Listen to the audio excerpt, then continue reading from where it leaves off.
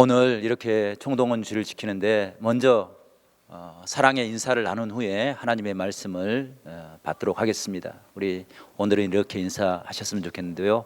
잘 오셨습니다. 하나님께서 당신을 사랑하십니다. 아멘. 오늘 우리 교회는 총동원 주일로 하나님께 예배하고 있습니다. 처음 우리 교회에 나오신 분들, 또 오랫동안 신앙을 쉬셨다가 새롭게 주의 성전에 나와 예배하는 우리 모든 성도들에게 하나님의 아름다운 축복의 은혜가 늘 함께할 수 있기를 간절히 바랍니다. 그리고 지금까지 태신자 작정하고 또 그 영혼들을 위해서 기도하고 그들을 위해서 찾아가 전도했던 모든 수고한 손길들 위해 하나님의 귀한 은혜가 늘 함께 할 수 있기를 바랍니다. 총동원 주일은 우리 교회가 한 해 동안 땀 흘려 수고한 전도의 열매를 수확하는 아름다운 축제의 시간입니다. 많은 성도들이 사랑하는 가족들과 이웃들과 또 주의 품을 떠나버렸던 성도들을 위해서 함께 기도하며 노력해 왔습니다. 이 모든 것들이 정말로 하나님께서 기뻐하시는 아름다운 일들인 줄로 믿습니다. 뿐만 아니라 우리가 총동원을 보내면서 또 깨달을 수 있는 귀한 은혜가 있는데, 그것은 하나님께서 우리 한 사람 한 사람을, 우리 성도 한 사람 한 사람을 얼마나 큰 사랑으로 인도하는지를 우리 모두가 새롭게 깨닫는 은혜의 시간이 되기 때문입니다. 우리가 전도해 보셔서 아시겠지만 요즘 전도한다는 것이 얼마나 어려운지 모릅니다. 전도하면 무턱대고 기독교 신앙에 대해서 반감을 갖고 비난하는 사람들을 만나게 됩니다. 만약 우리가 지금 믿음을 갖지 않고 세상 사람들처럼 생활하고 있다고 한다면 전도를 통해서 믿음을 가질 수 있는 그런 기회를 얻을까 생각을 해보면 매우 회의적인 그런 생각을 갖게 됩니다. 왜냐하면 지금 사회가 믿음에 대해서 대단히 공격적인 그런 태도를 갖고 있기 때문입니다. 문화 자체가 반기독교적인 그런 색채를 가지고 있습니다. 그래서 청년들이 교회를 떠나가는 그 이유 중에 하나가 거기에 있는 것입니다.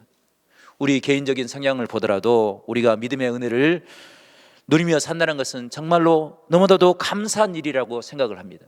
왜냐하면 우리 생각으로, 우리의 뜻대로, 우리의 지혜로 하나님을 사랑할 만한, 하나님을 깨달을 만한 지혜가 없기 때문입니다. 그런데 하나님께서는 그런 우리를 불러주시고 하나님의 딸이라고, 하나님의 아들이라고 우리를 지명하여 주의 성전으로 불러주셨던 그 놀라운 은혜의 감격이 우리에게 임했기 때문입니다. 성도 여러분, 우리가 주의 성전에 올 때마다 주님의 십자가를 바라보면서 우리를 위로하시는 그 놀라우신 사랑을 깨닫고 구원의 은혜를 고백하며 살아가는 우리 모두가 될 수 있기를 간절히 축원합니다. 그 모습을 시편 121편의 기자는 이렇게 고백하고 있습니다.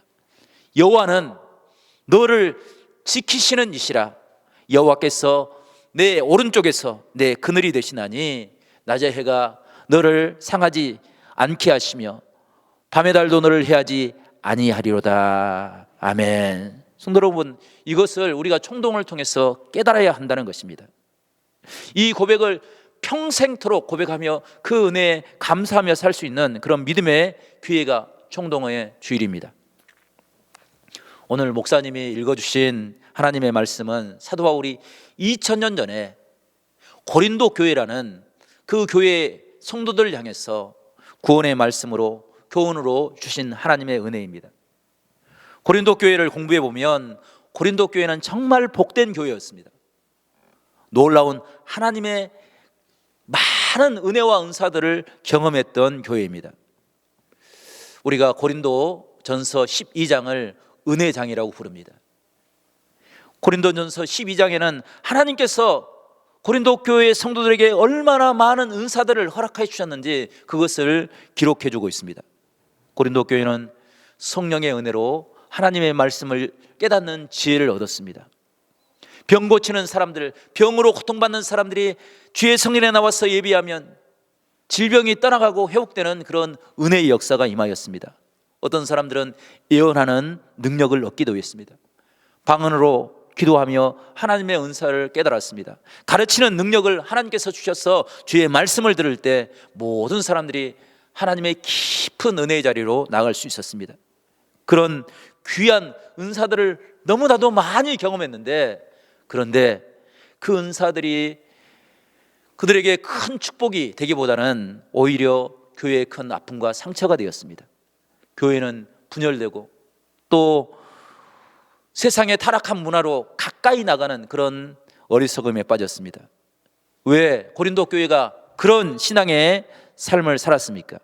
그들은 하나님이 주신 귀한 은혜와 은사들을 하나님을 위해서, 교회를 위해서, 영혼을 구원하기 위해서 사용한 것이 아니라 자신의 자랑거리로 삼았기 때문입니다.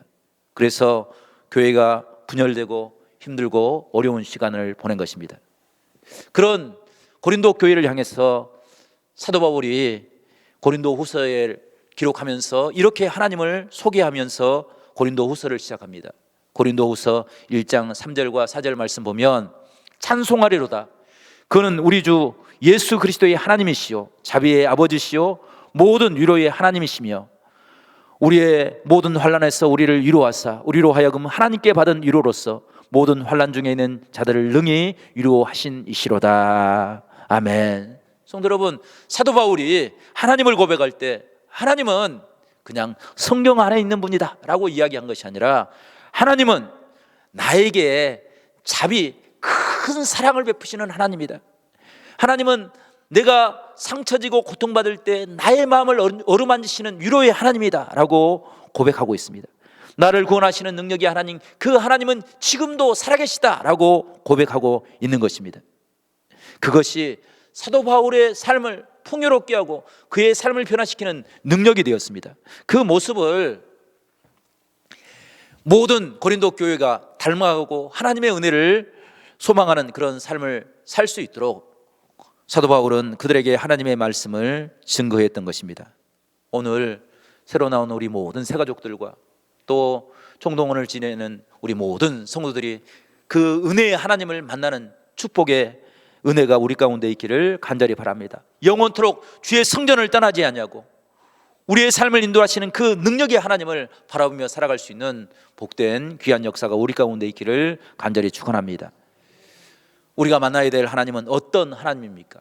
첫 번째, 성경이 이야기하는 하나님은 우리의 삶의 주인 되신 은혜의 하나님이다 라고 고백하고 있습니다. 우리가 세상을 살아갈 때 내 삶의 주인이 누구냐? 그 문제는 너무나도 중요한 문제입니다. 사람들에게 당신의 삶의 주인이 누구입니까? 라고 묻는다고 한다면 대부분의 사람들이 내 삶의 주인은 내 자신이라고 대답합니다. 내 삶의 주인이 장로님이라고, 내 삶의 주인이 목사님이라고 이야기하는 사람은 아무도 없습니다. 왜냐하면 모든 사람들이 내 삶을 내 뜻대로 내 마음껏 살고 싶은 그런 생각을 가지고 살아가기 때문입니다. 그런데 우리의 삶을 자세히 들여다보면 내가 내 삶의 주인이다 라는 사실은 큰 착각인 것 같습니다. 때로 우리는 물질의 노예가 되어서 물질에 의해 살아갈 때가 있습니다. 걱정과 염려 때문에 또 내 주변의 사람들에게 내 삶의 모습을 빼앗기며 살아갈 때가 있습니다. 내 연약함 때문에 스스로 절망하며 내가 삶의 주인이 아니라 세상의 환경과 절망의 마음이 내 삶의 주인이 될 때도 있습니다. 우리가 생활하면서 가장 내 마음대로 되지 않는 것 하나를 뽑으라고 한다면 그것은 건강일 것입니다.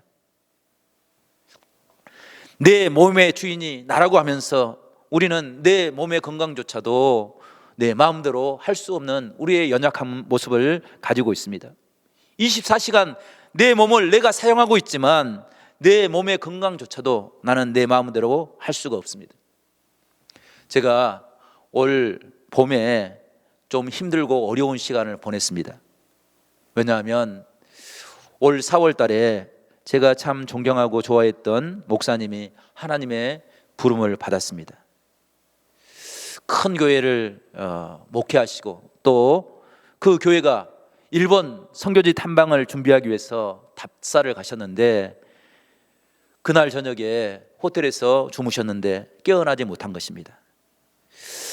그 목사님 떠올리면 늘 밝은 얼굴로, 웃는 얼굴로 맞아주십니다. 또 만나는 사람들마다 또 저에게 많은 위로의 용기를 주는 말씀을 해주셨습니다. 주 목사, 걱정하지 마, 다 잘 될 거야, 늘 잘 될 거라는 그런 이야기를 해주시는 형님과 같은 분이 그런 목사님이셨습니다. 그런데 그 목사님의 나이가 올해 63세였습니다. 정말 한참 목회의 가장 피크를 달릴 수 있는 그런 나이에 불행하게도 하나님의 부름을 받은 것입니다. 그것이 저에게 큰 충격이 되었습니다. 그리고 저의 삶을 돌아보면서 도대체 우리 인생의 주인이 누구일까? 어떤 주인을 모시고 살아가야 참된 행복을 이룰 수 있을까라는 생각을 해보았습니다. 성도 여러분, 내가 내 주인이 되면 우리는 늘 염려하고 근심하며 걱정하며 살아갈 수밖에 없습니다. 나는 한치 앞을 내다볼 수 없는 그런 부족한 모습을 가지고 살아갑니다. 그런데 사도 바울은 우리 인생의 주인이 하나님이다라고 말씀하고 있습니다. 하나님이 우리의 삶의 주인 되어주실 때 우리 삶의 평강이, 우리 삶의 평화가 임하게 되고 우리가 온전한 행복을 누리며 살아갈 수 있을 것을 말씀해 주고 있는 것입니다. 그래서 하나님을 모시고 살아가는 사람들의 참된 신앙의 모습, 행복의 모습을 우리에게 소개하고 있는데, 그 모습이 오늘 말씀 8절부터 이렇게 소개하고 있습니다. 8절부터 보면, 9절부터 보면 무명한 자 같으나 유명한 자요, 죽은 자 같으나 보라 우리가 살아있고, 징계를 받은 자 같으나 죽임을 당하지 아니하고, 근심하는 자 같으나 항상 기뻐하고, 가난한 자 같으나 많은 사람을 부유하게 하고, 아무것도 없는 자 같으나 모든 것을 가진 자로다. 아멘. 성도 여러분, 우리의 부족함과 우리의 어리석음이 내 삶의 주인 되면 우리는 늘 무명한 자요, 죽음을 두려워하는 자요, 징계를 받는 자요, 아무것도 없는 그런 부족한 삶을 살아갈 수밖에 없습니다. 하지만 하나님께서 내 삶의 주인을 되심을 고백할 때 그 모든 것들이 변화되며 그 은혜 안에 하나님의 역사가 일어나는 것입니다. 이 하나님의 놀라운 축복을 경험했던 사도 바울이 고린도 교회 성도들 향해서 이 말씀을 선언해 주고 있는 것입니다. 오늘 우리 교회에 처음 나오신 우리 모든 성도들에게도 그런 은혜가 임할 수 있기를 간절히 바랍니다. 여러분들에게 하나님이 삶의 주인 되어 주셔서 선한 길로, 행복한 길로, 은혜의 길로 걸어갈 수 있는 그런 놀라운 축복의 은혜가 임할 수 있기를 간절히 바랍니다. 신앙의 역사를 보게 되면 예수님께서 사역하실 때 바리새인들과 서기관들은 늘 자신의 삶의 주인이 자신이라고 생각했습니다. 늘 자신의 자랑거리를 구하며 살았습니다. 그런데 그것들은 자신의 참된 행복을 가져다주는 조건이 되는 것이 아니라 자신들의 삶의 올무가 되는 그런 모습이 되었습니다. 그래서 사도 바울은 하나님이 삶의 주인 되심을 고백하며 살아가라 말씀하고 있는 거예요. 이것이 초대교회 신앙의 삶을 변화시키는 패러다임의 변화의 역사를 일으켰습니다. 내가 내 뜻대로, 내 힘대로, 내 능력대로 살아왔던 그 모든 것을 이제 하나님 앞에 내려놓고 겸손하게 하나님의 은혜를 구하는 신앙, 그것이 우리가 주의 성전에서 하나님의 은혜를 깨닫고 구해야 될 신앙의 모습이다라고 말씀해 주고 있는 것입니다. 우리의 삶이 변화될 수 있기를 간절히 바랍니다. 우리의 삶의 주인이 변화될 수 있기를 간절히 축복합니다. 그래서 영원토록 하나님만을 의지하며 살아가는 우리 모두가 될 수 있기를 간절히 축원합니다. 중국의 유명한 부흥사요 저술가였던 워치만니라는 분이 계십니다. 그분이 20대 중반에 심한 병에 걸려서 의사들의 사형 선고를 받았습니다. 그는 죽음 앞에서 아무것도 할 수 없는 자신의 모습을 깨닫고 하나님 앞에 간절히 엎드려 기도했습니다. 그때 하나님께서 한 환상을 보여주셨습니다. 그 환상 중에 자신이 배를 타고 양자강을 거슬러 올라가고 있었습니다. 그런데 그 배가 바위에 걸려서 한 치 앞으로 나갈 수 없는 그런 어려운 가운데 빠져 있었습니다. 그때 하나님의 음성이 다시 들려왔습니다. 어찌마냐 이 바위를 치워주랴, 아니면 물이 불어나서 배가 바위로 건널 수 있게 해주랴 라는 그런 음성이었습니다.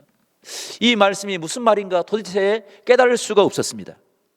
그러다가 그에게 큰 깨달음의 은혜가 임하였습니다. 우리가 세상을 살아가면서 삶의 문제, 그 문제만을 바라보고 그 문제에 붙잡히면 우리는 늘 절망하고 좌절하며 살아갈 수밖에 없습니다. 왜냐하면 삶의 문제는 하나의 문제가 해결됐다고 모든 것이 다 해결되는 것이 아닙니다. 또 다른 문제들이 일어나는 것입니다.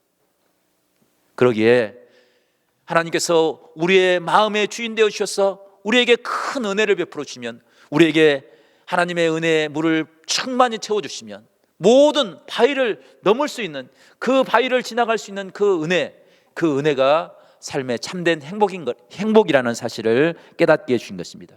그 은혜를 깨닫고 어찌마냐는 늘 엎드려 기도했습니다. 하나님, 내가 삶의 문제에 절망하지 않게 해주시고 하나님의 은혜가, 하나님의 말씀이 내 심령을 가득 채워서 그 삶의 문제들을 뛰어넘을 수 있는 그런 은혜를 베풀어 달라고 하나님 앞에 기도했습니다. 그것이 그가 평생토록 주의 복음을 증거하고 하나님의 사명을 감당할 수 있는 힘과 능력이 된 것입니다. 성도 여러분, 주의 성전에서 이런 충만한 은혜를 깨닫고 살아감으로 세상의 어떤 문제도 절망하지 아니하고 부딪히지 아니하고 그 문제를 넘어설 수 있는 그런 축복의 은혜가 우리 모두에게 있기를 간절히 축원합니다. 두 번째로 우리가 만나야 될 하나님의 모습은 지금 이 시간 하나님께서 귀한 은혜를 허락하여 주시고 구원의 기회를 허락하신 그 은혜의 하나님을 만나는 우리 모두가 될 수 있기를 간절히 바랍니다. 하나님은 성경책 안에서 과거에만 은혜를 베푸시는 분이 아닙니다. 지금 이 시간 우리를 초대해 주시고 이 시간 하나님을 만날 수 있는 기회를 허락하신 분, 그분이 은혜의 하나님이라는 것입니다. 우리가 오늘 읽지 않았지만 2절 후반절을 보게 되면 그 모습을 이렇게 우리에게 소개해 주고 있는데, 보라 지금은 은혜 받을 만한 때요, 보라 지금은 구원의 날이로다. 아멘. 성도 여러분, 여기서 은혜와 구원이라는 단어는 정말로 중요한 단어입니다. 우리가 결코 놓치지 말아야 될, 평생토록 붙잡아야 될 하나님의 귀한 은혜의 단어입니다. 그런데 이 은혜와 구원보다 더 강조된 한 단어가 있는데 그것은 지금이라는 거예요. 지금. 내가 예전에 어떤 일을 했고, 내가 예전에 정말 남들보다 뛰어난 그런 일을 했다라는 그런 자랑거리로 인생을 위안거리로 삼며 살아가는 것이 아니라 지금 이 자리, 지금 이 순간 내가 해야 될 일, 내가 감당해야 될 일들, 그 일들을 감당함으로 하나님을 만나는 그런 축복의 삶을 살아가라 말씀하고 계시는 것입니다. 스펄전 목사님이라는 유명한 목사님이 시를 하나 썼는데 이런 시를 썼습니다. 할 일이 생각나거든 지금 하십시오. 제가 이 시를 잠깐 읽어드리겠습니다. 할 일이 생각나거든 지금 하십시오. 찰스 스펄전. 오늘 하늘은 맑지만 내일은 구름이 보일는지 모릅니다. 어제는 이미 당신의 것이 아니니 지금 하십시오. 친절한 말 한마디가 생각나거든 지금 하십시오. 내일은 당신의 것이 안 될지도 모릅니다. 사랑하는 사람이 언제나 곁에 있지는 않습니다. 사랑의 말이 있다면 지금 하십시오. 미소를 짓고 싶다면 지금 웃어 주십시오. 당신의 친구가 떠나가기 전에. 장미가 피고 가슴이 설레일 때 지금 당신의 미소를 보여주십시오. 불러야 할 노래가 있다면 지금 부르십시오. 당신의 해가 저물면 노래 부르기엔 너무나 늦습니다. 당신의 노래를 지금 부르십시오.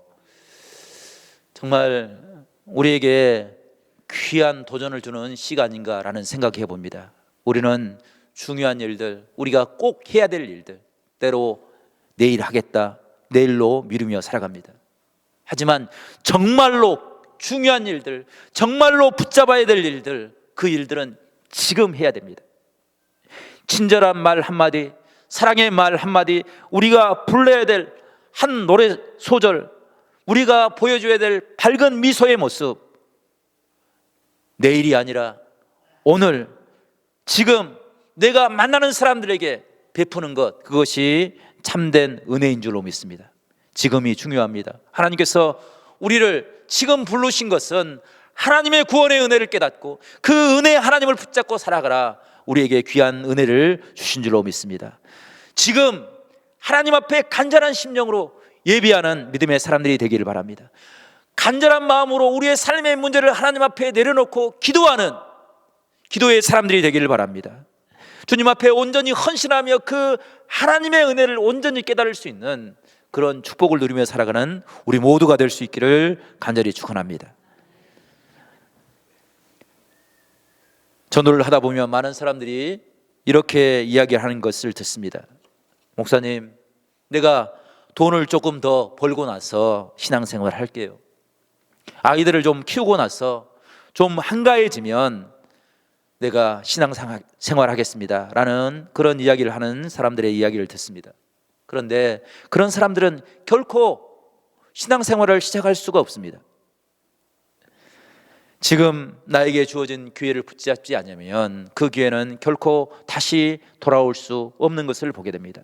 야고보서 1장 14절 말씀 보게 되면 이렇게 우리에게 이야기해 주고 있습니다. 내일 일을 너희가 알지 못하는도다. 너희 생명이 무엇이냐? 너희는 잠깐 보이다가 없어지는 안개니라. 아멘. 성도 여러분, 우리의 인생이, 우리의 생명이 영원하지 않음을 우리에게 이야기해 주고 있습니다. 우리의 삶이 잠깐 보이다가 사라지는 안개와 같은 그런 연약함을 가지고 있기에 우리는 영원한 생명이 되신 주님, 그 하나님을 지금 만나야 되고 그 하나님을 붙잡음으로 우리가 참된 행복을 누리며 사는 그런 신앙의 은혜를 회복해야 된다는 것입니다. 오늘 송월교회, 우리 교회에 모두가 잘 오셨습니다. 이 예배를 통해서 살아계신 하나님을 우리 모두가 만날 수 있기를 바랍니다. 그 하나님을 나의 삶의 주인으로 모심으로 우리가 우리의 사람의 한계에 갇혀 살지 않고 세상의 두려움과 염려에 머물리지 아니하고 우리를 하나님의 자녀로 불러주신 그 놀라운 은혜로 하나님의 구원의 역사를 고백하며 살아가는 우리 모두가 될 수 있기를 간절히 축원합니다. 지금입니다. 지금 우리를 초대하신 그 은혜의 하나님을 찬양하며 주님의 놀라운 은혜를 함께 누리며 살아가는 사랑하는 우리 모든 새가족들과 우리 성도들이 될 수 있기를 간절히 축복합니다.